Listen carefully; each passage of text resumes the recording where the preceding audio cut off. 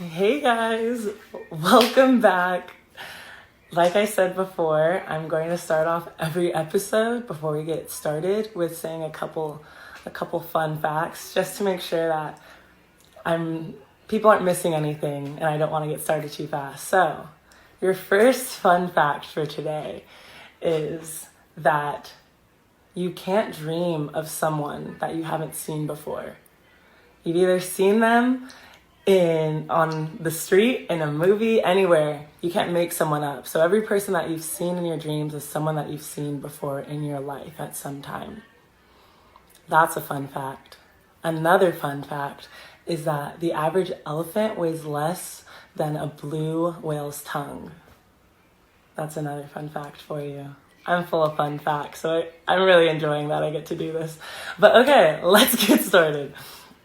Welcome back to another episode of What's Next with Ronika. If you guys don't know what that is, it's an IG live series where I hop on here and have a conversation with former student athletes who are now in the world of sports and entertainment, and they understand firsthand what the transition period is like between being an athlete and being a professional. So they're here to tell us advice, I'm here to learn, you're here to learn and ask questions. Today's guest is Tj Brassil. I need to ask questions. I keep forgetting questions. Sorry, in the question box, post, pin. Okay, you can ask questions in the question box throughout the live and we'll try to get to them at the end, but make sure you do that in the question box because I don't want to miss them and I want to get to them. But welcome Tj Brassil. He is a former Duck alum, Duck track and field alum, and now he's a podcast host and works for the Pac-12 as a broadcast associate. So, welcoming once he accepts it. But yes, make sure you have all the notifications turned on, and let's get this started. Hello, TJ. What's up? I like those. I like those fun facts. Those are pretty cool. I'm not gonna lie. Thank you so much. How are you? I'm doing well. I'm doing well. How are you doing? I'm doing good. It's a pretty nice day outside, so I'm always happy when the sun's out. It's definitely helpful. That's for sure. Yeah. For people that don't know, TJ and I have known each other.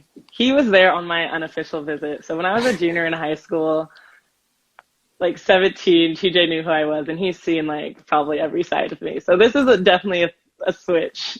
I've seen the maturation of Ronika Stone. That is for sure. I was actually thinking about your official visit not too long ago because when we were talking about doing this, because I was like, I'm pretty sure, because it was for volleyball, but I'm pretty sure you spent more time with the track people than the volleyball on your visit. I did. I was with Rana. I was like, you guys eat a lot of food. The volleyball Heck yeah, we do.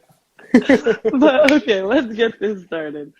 So TJ was a part of an Oregon track and field team that has won so far, probably this season hasn't ended, they've probably be on their 14th, but 13 consecutive Pac-12 championships, and in your time there, 2 national championships, which is insane. You're a member of the SAC. You're a member of SAC, which, if people don't know what that is, it's a Student Athlete Advisory Committee. There we go. And also a co-director of O Heroes, which is the University of Oregon's community outreach program.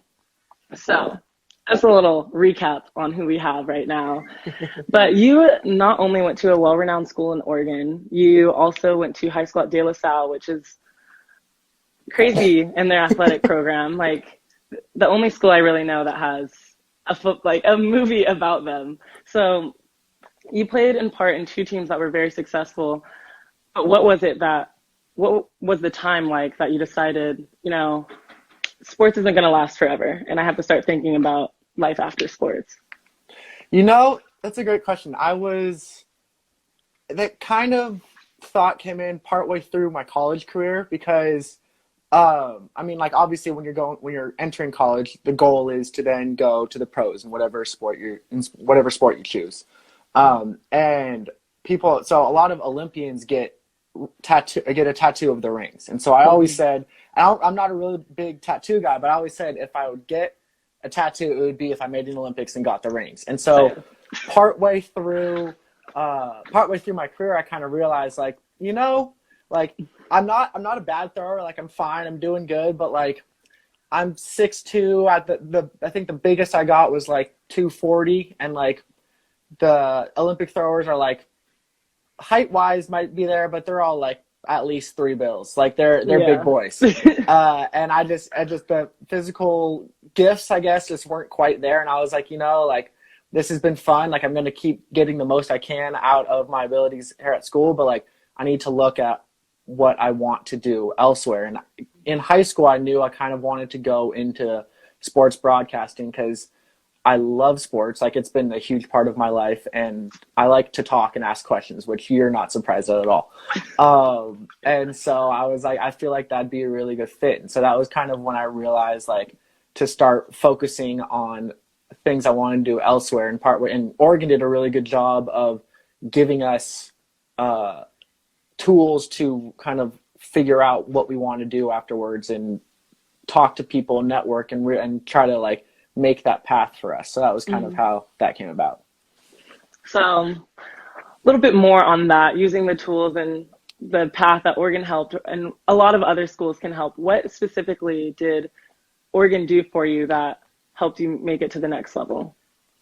They did a lot of things. I mean, the student athlete development program there was top notch, like one of the best in the country for sure. And there was just the way they talked to you. They didn't talk to you like you were just a student or just an athlete, like they were, and try to like baby you along. They made you make decisions, but they gave you the tools to make those decisions. We had they changed the name of it. I don't remember what the name. It was called Senior Success at one point. I don't know if it's still called that.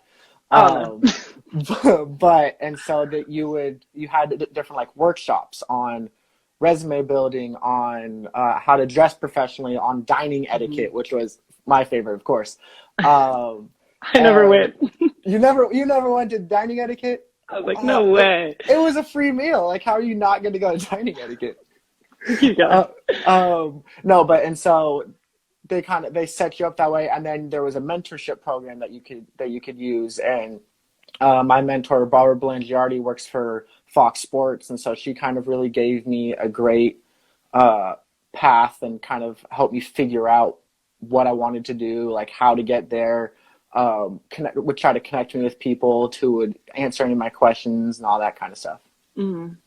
Yeah, so you did a lot outside. And so I think that's something that not a lot of people think about doing, is reaching out and thinking about the future. Because, as athletes, when we do get there, it's like, I'm going to be a pro. Like, I hope I'm going to be a pro at least. And like, that's our goal. And that's always what has come first.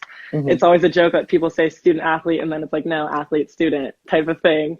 But what advice would you give for athletes that are, trying to continue to do as well as they can in their sport, but still do the same in their degree and whatever future that they want to get to?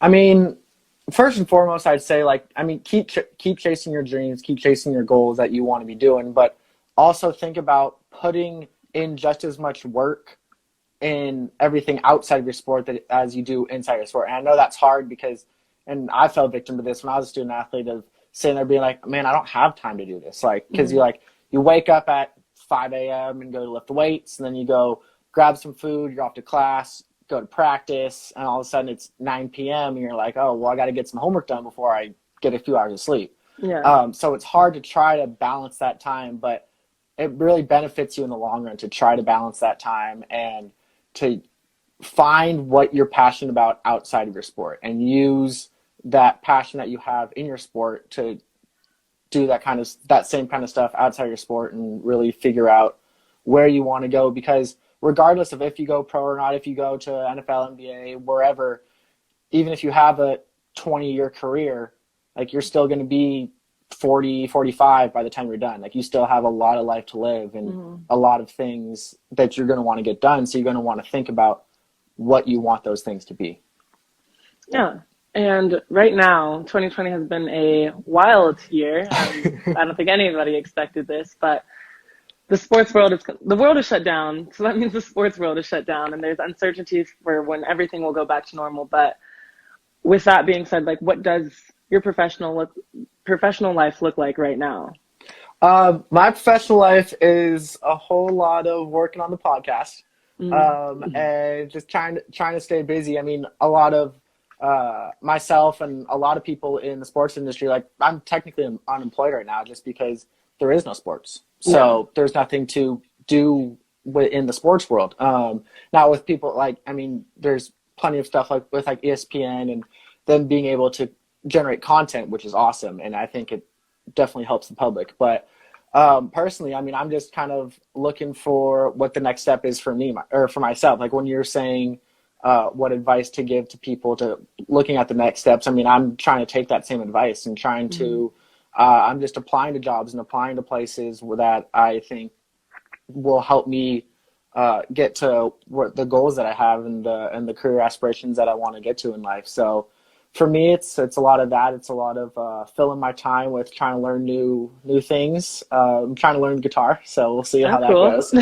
But yeah, it's a lot of that. And I mean, I think that's a lot of people in the sports and the entertainment industry right now because there is no sports and a lot in like all the broadcasting and stuff that generates revenue to be able to pay people. So if they can't pay people, then a lot of people are going to be out of jobs. So so it's just kind of that and just kind of waiting and just really staying positive, I think. That's true. It's like all you can do right now in a time like this. Like, when is this going to be over? But you graduated in June 2017, and then in July of 2017, you started working for the Pac-12, which, I mean, people talk about the job search and like, how are they going to find it? How are they going to enter the real world? And it seems like you got that pretty quick, you know, one of the lucky ones. How were you able to attain that job so quickly? You know, it was, I'll make a long story shorter, but freshman year at Oregon, one of like the introduction classes for student athletes, well, it's not just for student athletes, but all student athletes take it. It's kind of like an introducing you to kind of college life and everything like that. And so our professor, Katie Harbert, really harped on like that summer trying to find internships, trying to find jobs. And so that was the only summer I actually went home back to California. And that's where the Pac-12 networks were. And so I walked in there with like a tiny little resume of being like a camp counselor basically and being like, hey, like this is who I am. Do you guys have any internships I could apply for? And they were like, well, no, but we do have stuff for seniors like after you graduate. So come back in 4 or 5 years and we can see what we can do. And so that was kind of what I set my sights on for postgraduate was I really want to work at the Pac-12 networks and see what that's about. And so I applied for that internship and they actually decided that I got a call and they were like, you know, we think this role would be better for you. And it was like a broadcast associate. So doing a lot of editing and graphics and kind of really learning the industry, which I thought was really awesome. And so I don't even remember when I got that call, but I got it a few months before graduation. I was like, this is a nice feeling to not have to like stress where I'm going to go. And so then we ended up starting in July. So graduated up at Oregon and then just kind of went there. So it was definitely nice and it was a quick turnaround, but I was very, very happy for that. Yeah. And you started your podcast where you have, I feel like every single one of your guests, they are Olympians. And it's like you said, like Olympic caliber athletes. I'm like, they are really, literally all of them are. And I think that's a really cool way for you to continue to talk to athletes, continue to stay involved. But for people that are just starting out, I think we're both like kind of in the beginning stages of our like journalistic career. Like you want to be an on-air talent, likewise. How do you think like starting that podcast and getting involved with the Pac-12 as a broadcast associate has better prepared you for hopefully being an on-air talent in the future? I think multiple ways. I think for the podcast wise, it really helps me kind of hone my skills, questions I want to ask, how to ask questions, staying comfortable in front of the camera, because I think like everyone was always like, oh yeah, it'd be fun to like be on camera, but then you don't realize like when you're on camera, it's kind of like, oh, like I have a job to do. Like this isn't just all fun and games. So getting used to that. And also for the podcast wise, like just experience, because a lot of things I'll hear is, you know, we just need you to have more experience. And so if people aren't going to like employ you to give you experience, it's like, all right, well, I'm going to create my own.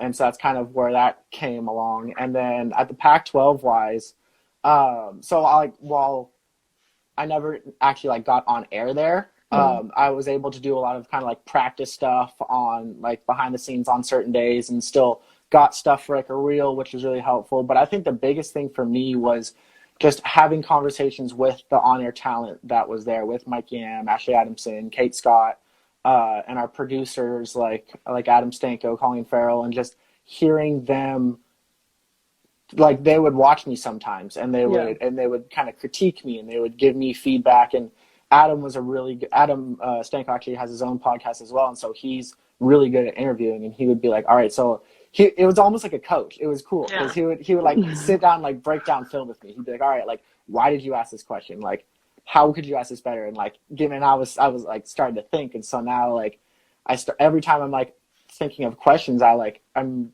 thinking of those conversations. And I think I might not have gotten that kind of stuff elsewhere, because it would have been different people. Whether that's good or bad, like I don't know yet. Like time will tell.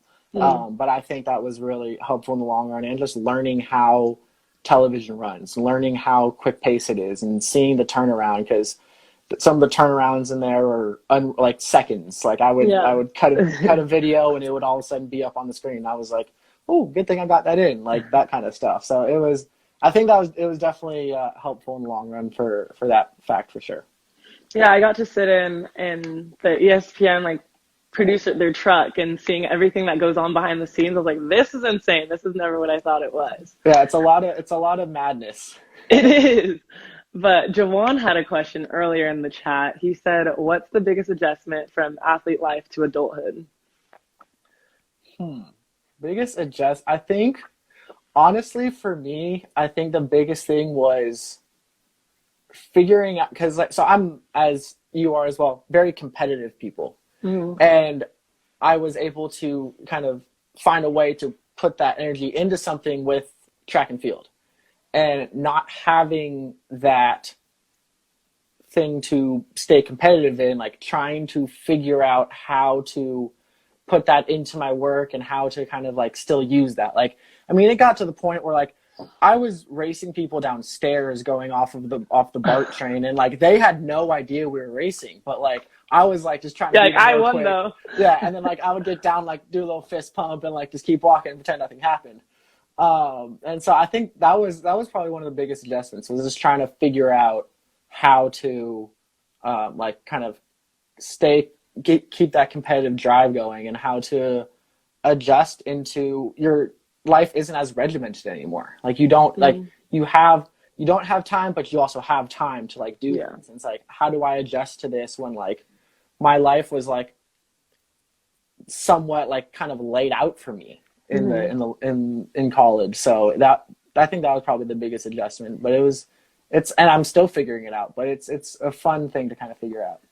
Yeah. We have another one from Jawan. What's the biggest failure you had, and what did you learn for it? And I'm going to kind of switch it around for like, what did you learn from it, but also what advice could you give to current student athletes, hopefully, if your failure comes from there, into how you can learn from it. Yeah, kind of switching it to advice for that. Absolutely. No, yeah. I mean, I don't really know. Like, I wouldn't. Yeah, exactly. Never failed. Like, just succeeded 100%. No, like, I don't know if I necessarily consider. I mean, like, technically, yes, there were failures for sure. Like, I didn't necessarily throw as far as I wanted in college, or I didn't make it to an Olympic level or stuff like that. But like, I wouldn't necessarily consider those failures, and I guess that's part of maybe what the advice is just thinking it, like, training your mind to be like, all right, like, this didn't work. How am I going to switch this to make something work, you know? And so I guess kind of those be the failures of just like, maybe you don't reach that goal that you're going for, but then using that experience to reach a different goal, and also kind of training your mind to be like, all right, well, that didn't happen, but like, why didn't that happen? Like, and what did I benefit from this? Like my freshman year, I broke my foot, and like it was right at the beginning of the season. So I was freshman year, like ready to start my first college track season. I think I threw in one meet, and then I broke my foot at practice. and the trainer, like, I went and take x-rays, and he's like, yeah, you're done. And I was like, what do you mean? And he was like, no, like, your season's done. And so, like, for me, like, that was devastating at that time. And then and that was what led me to my 5th year up at Oregon. And so many great things happened my 5th year. And so, like, thinking back and being like, you know, that wasn't like that big of a deal. Like that not competing my 1st year wasn't like a failure. That was just, it just led to something else. So just trying to, like, keep things in perspective, I guess, would be the biggest thing. And we're going to finish off with our last question from Ariel, which I love this question. And Ariel was a former guest. If you want to check out her episode, go on the YouTube. But what is the best advice you've received in your professional career? Best advice I've received in my profession. That's a really good question. There's been a lot of advice because, like I said, I ask a lot of questions. I don't know. I think it would be just I don't know if it'd be advice as much as it's like people asking questions to make me think. They'd be like, well, what do you want out of this? Like, why are you doing what you're doing? Like, have a reason for things. Like, don't just ask questions to ask questions. Don't just answer things to answer things. Like, have reasons for something and know what you want and go after it. Like, don't stop. And even if you have to take kind of a side route or you don't get to where you want at first, but you're taking steps towards it, like, do that. Like, know what you want and try and work to get there. And not to, like, be discouraged about it. That's amazing. TJ, we reached the time. Thank you so much for joining and being a guest. I've enjoyed our conversation. I feel like I haven't talked to you forever, so this is really nice to kind of catch up, switching roles, you being the interviewee. But thank you so much for coming on, and we'll talk soon. Of course. Well, thank you for having me. I appreciate it. Of course. Bye. Bye. All right.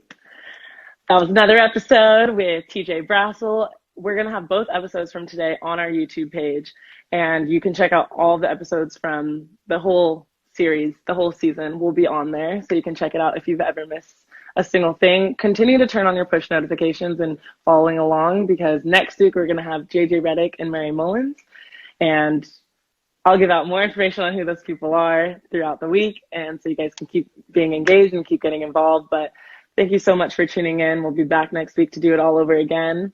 And a shout out to Mobot, First Foamer water bottle. I have the gray size. There's also a smaller size. It's probably like here, it's Firecracker, and then here, Big Bertha. You can go online and get your own using promo code What's Next. Yes, promo code What's Next, and you'll get 25% off by doing that. So thank you for tuning in, and make sure you keep tuning in and continue to stay involved and ask questions, and hope everyone's staying safe during these times. Bye.